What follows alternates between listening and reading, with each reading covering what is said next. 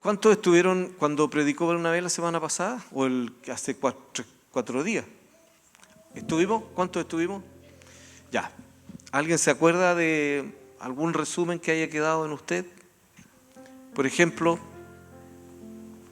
de la tierra santa, que la tierra era como valiosa la tierra es valiosa. y antiguamente lo entendían como bien este principio de que cada territorio estaba gobernado por cierto Dios.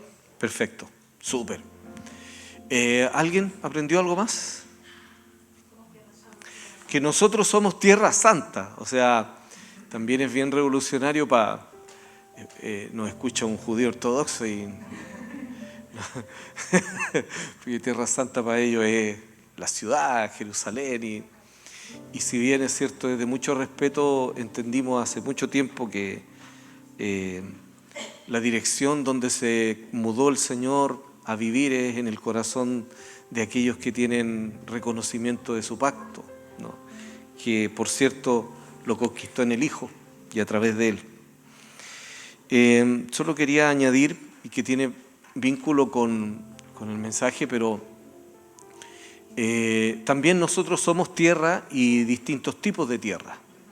O sea, es mucho más que una actitud, aunque está muy de la mano en lo que nos define si somos o qué tipo de tierra somos. Es mucho más que la actitud frente a la prédica. Creo que tiene que ver con una naturaleza, tiene que ver con qué tipo de identidad somos y de la manera en cómo somos con lo que Dios nos dice, provoca un determinado efecto. El efecto que quiere Dios es contundente. Pero por alguna razón la humanidad se fue transformando en un tipo de tierras o de personas o de personalidades o de identidades que no siempre le permiten a él alcanzar todo lo que, me refiero a Dios, todo lo que él ha soñado. Cuando Dios habla, lo hace sabiendo que su palabra tiene un poder creativo, que la palabra de él viene acompañada de no solo la buena intención de Dios, sino que viene acompañado también de la capacitación para lograr lo que Dios quiere.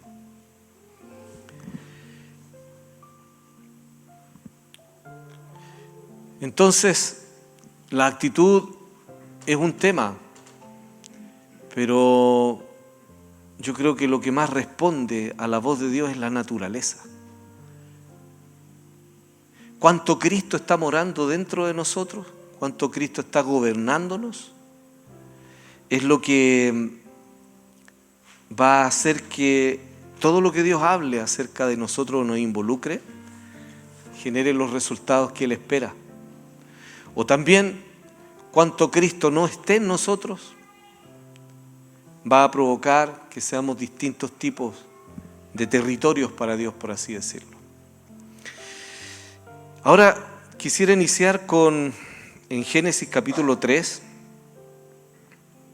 en el verso 17, dice el Señor en su palabra, y al hombre le dijo. ¿Cuántos hombres hay aquí? Que tenemos mujeres. Por cuanto obedeciste a la voz de tu mujer, patriarcales. Vosotros sois todos unos patriarcales.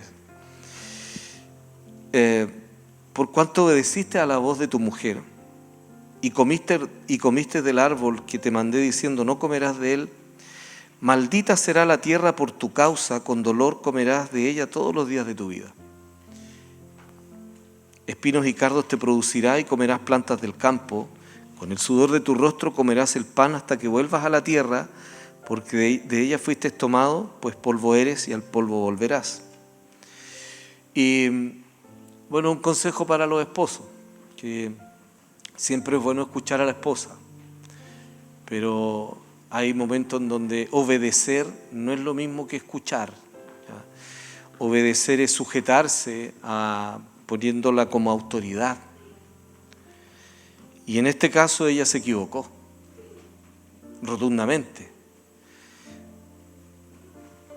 Lo dejo ahí como para que lo quedemos masticando. Si hoy día hay algo que he visto, que hay una fuerte tendencia a desacreditar el rol del hombre. El feminismo se tornó en un lugar de anti-hombres. Lo que quería amarrar hoy día para iniciar es esto. Estos son consejos prácticos nomás. Amados varones, cuando el apóstol Pablo dice comportaos varonilmente, no se trata de que hay que tomarse el poder y la autoridad, pero ser varón involucra saber para dónde va la micro, y si no sabe para dónde va la micro, pídale a Dios sabiduría, pero no es gatillo de su esposa decir para dónde va la micro. Bueno, por cuanto comiste de este árbol y te mandé que no lo hiciera, maldita será la tierra por tu causa. Dios no es un Dios que ande tirando hechizos, ¿eh? Eso no es que practique la hechicería, la santa brujería. No está el Señor diciendo, esta palabra la copié textual de Jenny de Talca. Me decía, me metí a profundizar un poco en el original hebreo, y lo que está escrito ahí realmente no es que Dios esté diciendo te maldigo, ¿cierto? Y maldigo la tierra por causa tuya, sino que está hablando de un principio con el cual Él creó todas las cosas, y que hay un firme arraigo. Los mapuches, en su mejor expresión más ancestral y originaria, tienen muchísima razón cuando ellos descubren que hay un vínculo real que está diseñado por Dios entre el hombre y el territorio que Él gobierna, o el territorio de donde Él, por ejemplo, el mapuche dice, yo soy parte de la tierra es parte de mi persona. No es llegar y cortar un árbol, no es llegar y plantar o dejar de plantar, no es llegar y modificar un río, no es llegar y modificar la tierra, porque en el mejor de los conceptos, en lo más puro, en lo más original, definitivamente hay un vínculo entre el hombre y la tierra que él fue llamado a ser servidor, mayordomo y representante de la autoridad de Dios. Entonces lo que está explicando el Señor en ese texto es que por causa de la mayordomía, de la incidencia con la cual Él creó al hombre y la incidencia que le dio sobre la tierra, por causa de que Él se corrompió con su esposa, ahora va a venir una consecuencia que no solo va a quedar, ¿cierto?, en la justicia de Dios, que ya le hizo saber que lamentablemente Él pasó de vida a muerte. Él tenía comunión con el Eterno, la perdió, y se hizo desde ese momento en adelante un personaje bajo el Señor de los muertos. Ya, otro día entramos en ese tema, pero la tierra dice que tiene una directa consecuencia por el pecado de Adán y de Eva, y la tierra ahora, que no estaba diseñada para manifestar cardos y espinos, la tierra ahora tiene el problema de que recibió maldición. ¿Cuál? La maldición del mayordomo, que representaba a Dios, que cayó y que dejó de ser en ese sentido cobertura. Nos han vendido, compramos en algún momento harto de esto, ¿no?, de las coberturas, y que la idea de los apóstoles que vinieron a salvar a la iglesia que no tenía cobertura, y ahora con un pacto de cobertura entregando los diezmos, ahora ese ministerio estaba bajo cobertura. Una retórica bien de comercio nomás, harto mercantilismo, pero una verdadera cobertura tiene que ver cómo es que Dios creó todas las cosas. Hay muchos apóstoles, pseudoapóstoles, porque salieron a decir que la cobertura era estar bajo su liderazgo y que eso costaba tiempos. Pero tiene nada que ver con lo que estoy hablando. De una real cobertura es esta. De hecho, tú eres cobertura de la tierra que Dios puso a tu disposición. Y estoy refiriéndome a hombres y mujeres, y especialmente la vida de matrimonio, ¿no? El hombre y la mujer tienen determinados roles que cumplir. Y todo aquello en donde tú representas al Señor con el símbolo y con la parábola de la autoridad que Él te ha dado para que lo representes, va a incidir en tu tierra, ya sea para bendición o va a incidir en tu tierra para maldición. ¿Ya? ¿Se entiende hasta ahí? Entonces, si la tierra es maldita por causa de, si hacemos el ejercicio mirándolo con el vaso medio lleno, diríamos entonces, mi tierra y la tierra que yo, en donde Dios me puso a representarlo, si yo vivo en pacto, entonces tiene que tener bendición. Tiene que haber este acuerdo con el cielo, y la tierra tiene que producir tal cual como es que Dios la diseñó. Dios diseñó la tierra, por ejemplo, para que el hombre, antes de la caída, la tierra devolvía el esfuerzo que hacía el hombre por su labranza, la tierra le devolvía la fuerza. Entonces, el hombre labraba, cultivaba, se esforzaba, pero no se cansaba. Gloria a Dios, qué lindo sería. Hoy día los esotéricos dirían, no, es que usted tiene que andar a pata pelada media hora en el pasto porque el electromagnetismo de la tierra se conecta con los pies. Y hay un poco de algunas cosas que sí son energéticas, pero en el diseño y en el modelo concreto, completo del Señor, la tierra tiene más funciones que solo estar aquí, y que entiende de alguna manera el lenguaje, entiende cómo es que Dios en su representatividad delegada en el hombre le tendría que responder de determinadas maneras, pero también se confunde cuando el hombre cae, y entonces ahora la tierra, fíjate qué es la tierra, estamos hablando si es plana o no, otro día lo hablamos, pero el punto es que la tierra entiende determinados códigos, sabe, maneja, tiene inteligencia, un tipo de inteligencia acerca de cómo responder a qué, finalmente a la adoración. El punto es que por lo visto el altar mayor es el que reina. Y lo voy a decir con vergüenza, si estamos mirando que nuestras calles, que estamos mirando que nuestras naciones se están llenando de todo lo que es contrario al reino de Dios, significa que el altar, ¿cierto?, que la territorialidad, no estamos provocando ni promoviendo que esta tierra se sienta en pacto con Dios, sino que tiene que seguir clamando por la manifestación de los hijos de Dios en el caso de que todavía esté esclava o la creación se sienta esclavo, porque todavía no hay una liberación para decir yo le pertenezco al Creador y aquí están los representantes del Creador, sino que han aparecido otros que están representando a otros dioses que se han apoderado de esta influencia. Bueno, ahora vamos a Génesis 6. Esta era la introducción nomás. Tiene mucho que ver, sí, con esto, obviamente, pero pensaba, le he dado muchas vueltas en estos días, el mundo está loco. Hace unos años atrás el Señor nos mandó, incluso escribí un libro que fue, no es la gran recopilación de ideas, sino más bien una profecía que el Señor nos estaba diciendo que teníamos que proclamarla, advertir a la iglesia acerca de lo que venía, y se acuñó en las directrices que nos dio el Señor, se acuñó la palabra anacronismo. ¿Se acuerdan? Bueno, el primer anacronismo en realidad se dio cuando perdió un eje, cuando perdió un sentido de ciclos virtuosos con los cuales el Creador había hecho que la tierra viviera en comunidad con Él, con su representante.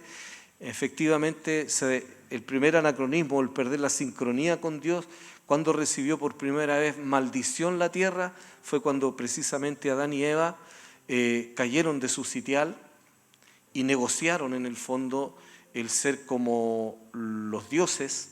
Para saber el bien y el mal tenían que comer de este fruto, pero la tentación no era solo lo jugoso que podía ser un fruto, ¿no?, sino el ser como Dios, el ser Dios o el ser dioses.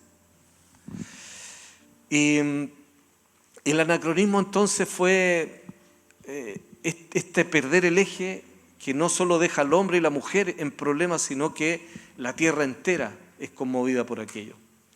Por ahí por el año 2019, 2020, el Señor nos empezó a hablar, adviertan a la iglesia y también profeticen y digan que el anacronismo está por comenzar.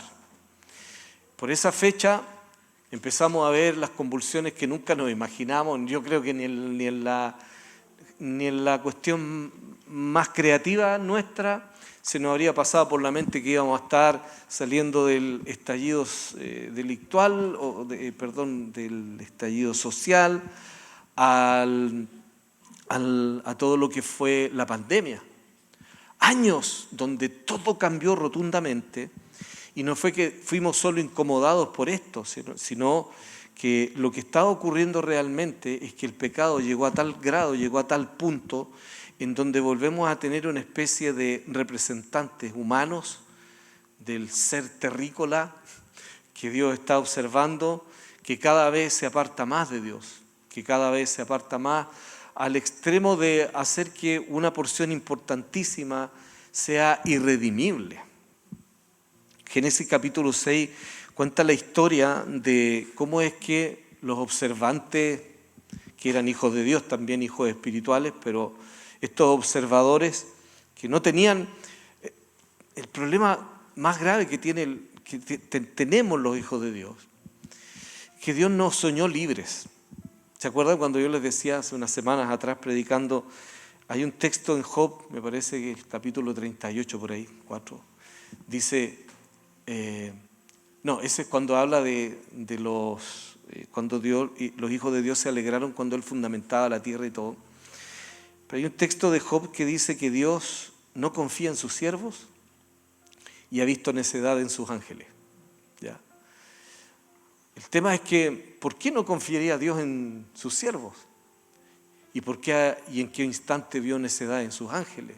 ¿Cómo es posible que los siervos de Dios no sean confiables? ¿Y cómo es posible que los ángeles sean necios? ¿Cómo Dios descubre y da a entender esta realidad? Es que hay un peligro potencial. Y el potencial más grande que nosotros tenemos que administrar es la libertad con la cual Dios nos creó. Nosotros somos potenciales, herederos de una tremenda justicia y bendición del Señor, pero también somos potenciales, destructores de todo lo que es la unción y la bendición sobre nuestro territorio, sobre nuestras familias, sobre nuestra tierra, nación. Por causa de la libertad. Los ángeles tuvieron que escoger si obedecían a Dios. Y los problemas de identidad de los hijos son tremendos, porque los ángeles quieren ser humanos. Génesis capítulo 6.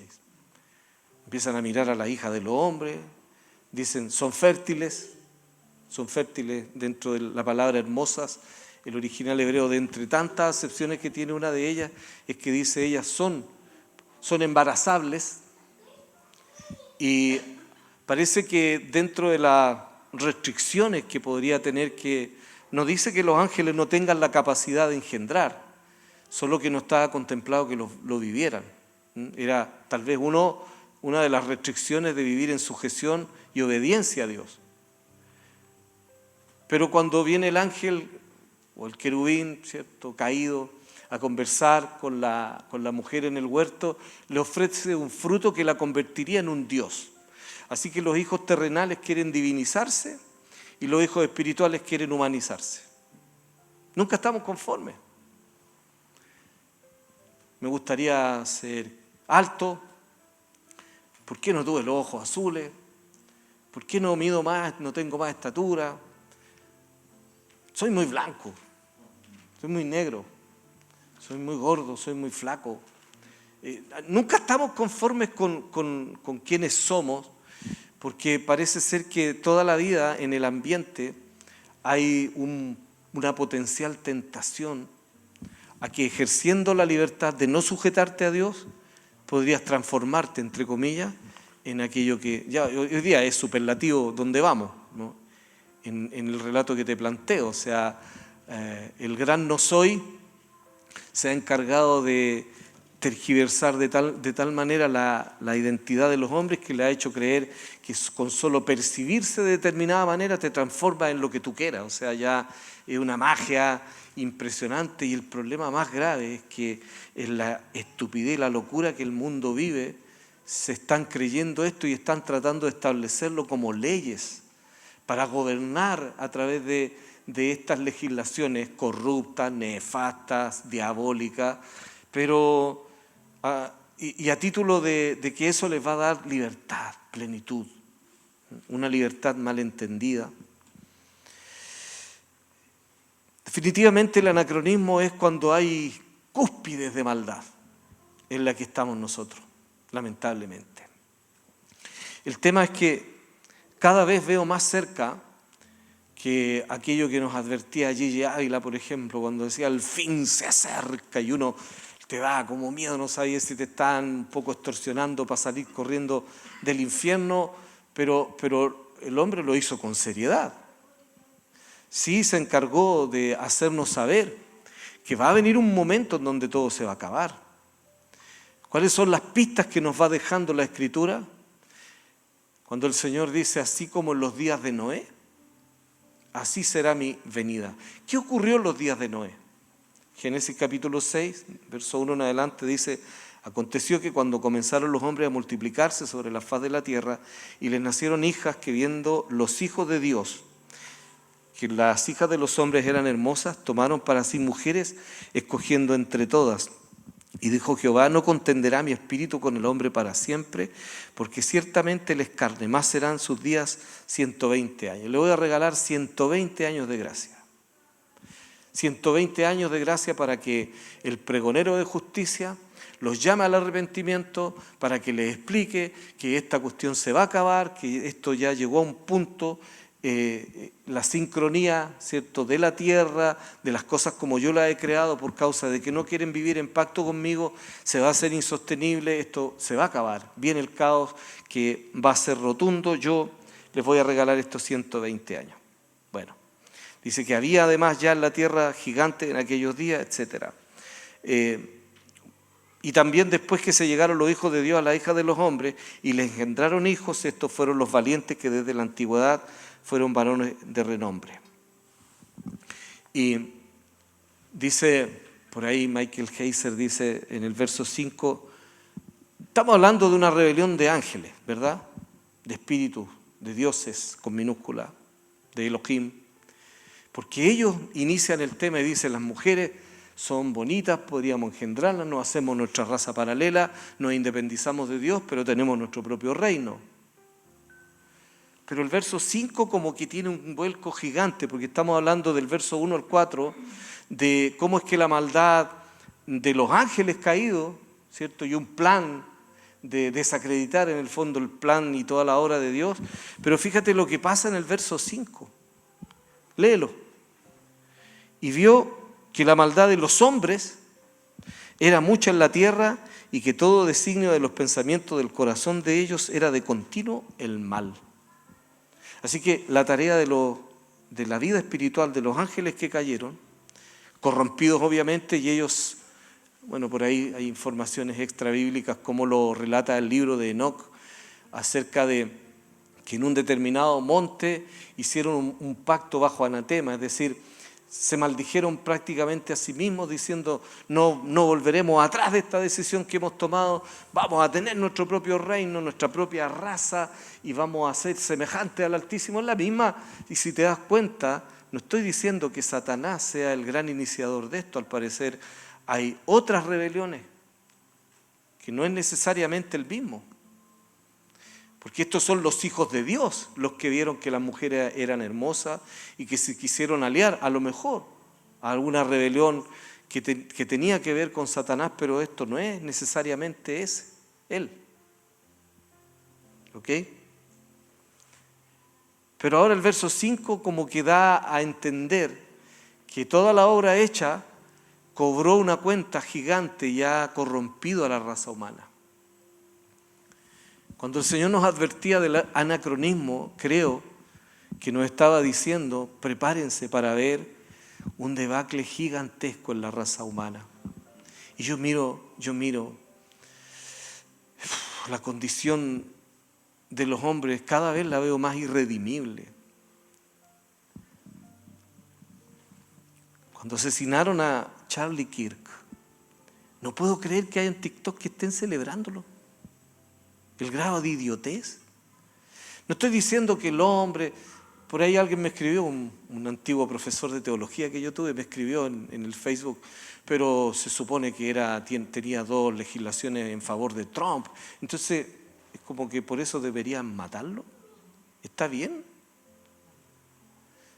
Pero yo no veo, yo no destaco lo de Trump porque no sigo a Trump, pero veo la vida de ese hombre que se dedicó. El último libro no escrito por él, lo alcanzó solo a publicar verbalmente, se llamaba Detente en el nombre de Dios y era un libro que orientaba cómo respetar el Shabbat. O sea, no era un tipo solo político, tenía fe, fue valiente con su fe. Murió predicando, no como nosotros que estamos escondidos aquí, predicándonos entre nosotros. Pero al final nadie conoce lo que realmente pensamos porque para eso hay que tomar una decisión. Y usar la vitrina y tirar una bomba para afuera y esperar que te vengan las respuestas, pero eso es incómodo. Ahora me invitaron allá donde Javier Castro, me voy a fundir igual, o sea, es evidente porque ellos son para afuera. Ellos lo hacen exclusivamente para influir hacia afuera y lo tengo súper asumido. Pero te quería decir en este día en donde toda la humanidad está vuelta loca, que valores más lo que Dios está haciendo contigo y los días que Dios te regala. Tengo la impresión de que no siempre va a ser tan fácil llegar y decir, no, ya no quiero ir, no voy a ir nada hoy día. Tengo la impresión de que en algún momento más adelante puede que no sea tan fácil. Si hace un tiempo atrás, dentro de los goles de media cancha que venían con todo el narcoterrorismo incluido, empezaron a meter inmigrantes que estaban con roles bien definidos y que los vimos en acción, quemando metros y haciendo una labor. Hoy día el presidente Boric ha dejado entrar a un centenar de personas que tienen una fe muy distinta a la nuestra y una cultura muy distinta. No son solo palestinos refugiados, son musulmanes. Y los musulmanes esperan pacientemente, una vez que ellos crecen en multitud, ¿cierto? Tienen un eslogan parecido al que tenían los españoles cuando conquistaron aquí, con sangre y semen. O sea, si no es matando a los indios, decían los españoles, nos mestizamos, pero nosotros nos vamos a quedar aquí. Lo que viene son eso. Entonces, no quiero ser profeta desastroso, pero preparémonos para ver la violencia que no hemos visto.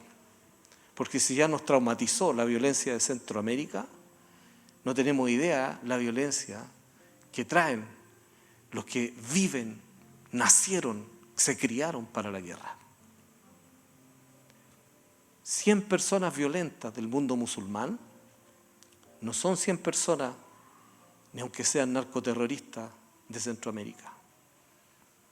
Porque nada es inocente, hay que abrir los ojos.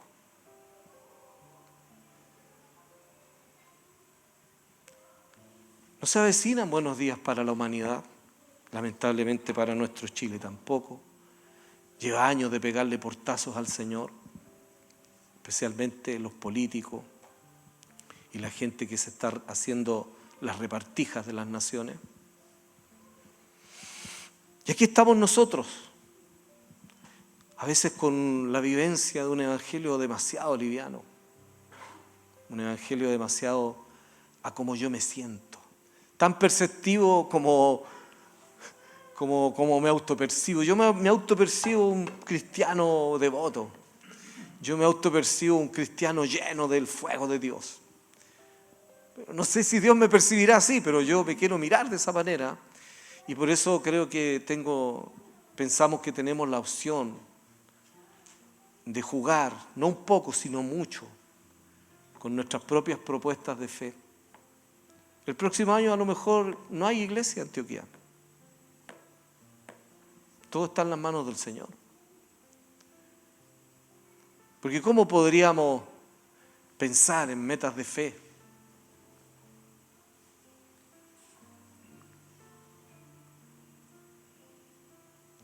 A veces uno no sabe lo que tiene. Jugamos demasiado a que cualquier cosa justifica. Pero no se olviden que el Facebook del cielo es más eficaz que el que tenemos aquí en la tierra. El libro de la vida tiene anotado todas nuestras, las buenas y las malas. Y un día vamos a estar frente en ese tribunal de la justicia de Cristo. Y ese día o nos felicitan o nos llevamos unos palmetazos, pero nos vamos a quedar impunes. No llegar y decir, no, no pienso perdonarlo, me cae mal, nunca me voy a encontrar con esta persona. Nunca voy a hacer comunidad con esta persona. Porque yo quiero. Y pensar que en el cara a cara con Dios no te la van a cobrar. Perdón, pero Dios es súper, si es tan tremendamente exhaustivo en los detalles cuando nos dice cómo tenemos que adorarlo. Vamos a tener que empezar a pedirle a Dios que nos dé más temor y sabiduría, clamar por sabiduría, porque los días que vienen no vienen bonitos, iglesia. Los días que vienen más violentos que antes. Echarle una mirada un poco a las noticias. No sé si te das cuenta, pero es sistemático. Las inmigraciones, es un modelo, es un diseño que están dando por todos lados. Y parece que se disfrazara de cosas diferentes, pero el objetivo final, en términos del altar de las tinieblas o el de la luz, es súper claro y es contundente. Nunca pensé cómo se podría aliar la vida política con la vida religiosa, pero van muy de la mano. La alianza que se está formando entre musulmanes, comunistas, socialistas, es terrible. Porque todos son como Pinky Cerebro y todos quieren conquistar el mundo. Si pensábamos que teníamos una tremenda lucha con la ideología de género, que a este varón le costó la vida, entre otras cosas, no queremos ni pensar lo que viene más adelante. El anacronismo ya empezó, la tierra está gimiendo y tiene dolores de parto porque entiende que cada vez más la presencia del Señor se está apartando. ¿Cómo se rompe el anacronismo? Con el pacto, con la obediencia, con la sujeción, con la comunión con Dios, con la adoración permanente, con la vida de comunidad permanente. ¿Cómo salimos del anacronismo? En pacto con el Dios que está por encima de estos malos tiempos, el que tiene la capacidad de hacernos navegar en medio de todo lo que puede ser caos. Él es orden, Él tiene el poder, Él tiene la capacidad, Él sabe cómo hacerlo, pero si nosotros no queremos vivir en la comunidad y en la comunión que Él nos plantea, estas olas nos van a... ¿Cómo peleo contra todo esto? Yo me preguntaba en la tarde. Número 1, tengo que vivir en comunión con Dios. Tengo que hacer cambios en mi vida para que el mundo no me afecte. El mundo no tiene que estar dentro mío. O sea, yo no le puedo hacer frente a todo esto que viene con una idea, ni teniendo una ideología. No sirve. Tengo que tener una naturaleza. Es la única manera. Y Dios nos dice que Cristo es la esperanza de gloria. ¿Cómo le hago frente a la horda de maldad que viene? Y que no para, porque también está escrito. Si Dios en ese sentido nunca lo dijo con letras pequeñas. En el mundo van a tener aflicción, yo he vencido al mundo, pero si el mundo está metido dentro de nosotros, no tenemos mucho que hacer. El mundo está loco. No puedo creer. De verdad no puedo creer. Sistemáticamente, en esta semana, empecé a juntar noticias. En Europa, sistemáticamente, lo que están haciendo es violar mujeres y niñas. Los inmigrantes.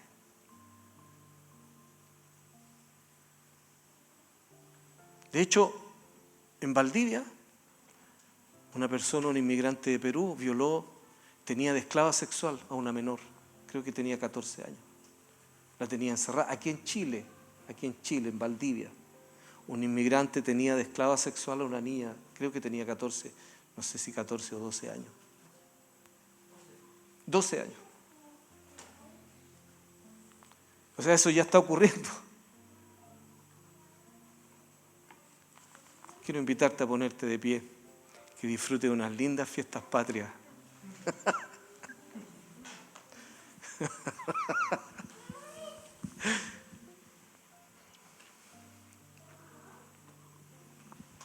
Recordando que Dios nos advirtió que la línea y el eje ya se había roto, que la falta de sincronía, que la pérdida de la sincronía de la comunidad con los tiempos y la naturaleza de Dios en la humanidad ya está rota. Más que nunca te invito a tener una relación mucho más profunda con Dios, a valorar también lo que el Señor nos ha propuesto como comunidad. Siento que nos despreciamos demasiado. Creo que en nuestras prioridades no estamos diciendo permanentemente que no somos tan importantes. Y claro, si nos ponemos a mirar todos nuestros errores, estamos llenos de ellos. Pero en algún momento podríamos no estar. En algún momento pues que no estemos. Y se nos va a ir como entre las manos, se nos va a ir la oportunidad que pudimos haber tenido de haber conocido, de haber disfrutado de lo mejor de cada uno de nosotros, porque en eso consiste la vida de comunidad.